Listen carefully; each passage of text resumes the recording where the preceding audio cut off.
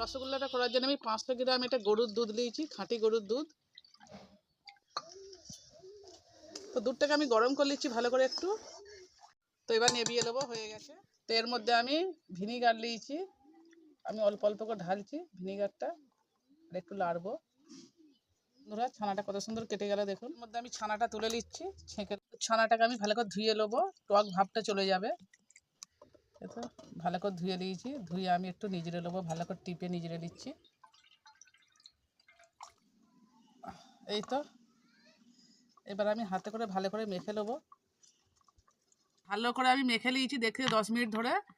এর মধ্যে আমি গরম মশলা, চিনি গুঁড়ো দিয়ে দিচ্ছি। যেটা মেন সিক্রেট উপকরণ সেইটা হলো কর্নফ্লাওয়ার, এটাও দিয়ে দিচ্ছি। বেকিং পাউডার দিচ্ছি, কতটুকু দেখতে পাচ্ছেন, এই তো এতটুকু বুঝে দেবেন। সামান্য 1 চিমটে খাবার সোডা দিয়েছি। যেই রকম ছানার পরিমাণ সেই রকমভাবে মাপগুলো ঠিকঠাক করে দেবেন। তো এটা আমি ভালো করে আবারও মেখিয়ে দিচ্ছি। তো ভালো করে মেখে দিয়েছি, তার মধ্যে আমি এরমভাবে গোল করে হাতে গোল করে দিচ্ছি। এই তো এরমভাবে ছোট ছোট করে আমি গোল করে। এখানে আমি এটা 1.25 বাটি চিনি দিয়েছি। তো আমি 2 বাটি পানি দেবো এখানে। তো চিনিটা ততক্ষণ সেটা সবকটা আমার গোল হয়ে গেছে। এর মধ্যে আমি গরম মশলা, চিনি গুঁড়ো করে গেছে না, ওইটা 1 চামচ দিয়ে দিচ্ছি। তো এবার মিষ্টিগুলো আমি ছেড়ে দিচ্ছি। বিসমিল্লাহ।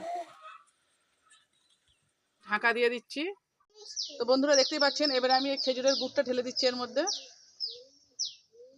আবার আমি চাপা দিয়ে দিচ্ছি। তো আমি একবার করে তুলবো, তুলে আমি এরমভাবে একটু লেড়িয়ে লেড়িয়ে দেবো। তো বন্ধুরা দেখুন, এই তো মিষ্টি আমার হয়ে গেছে। তো আমার এই মিষ্টি রেসিপি যদি ভালো লেগে থাকে আমার চ্যানেলটাকে অবশ্যই সাবস্ক্রাইব করবেন। দেখুন কত নরম পারফেক্ট হয়েছে মিষ্টিগুলো। তো আমি এখানেই শেষ করছি আজকে আমার মিষ্টি রেসিপিটা।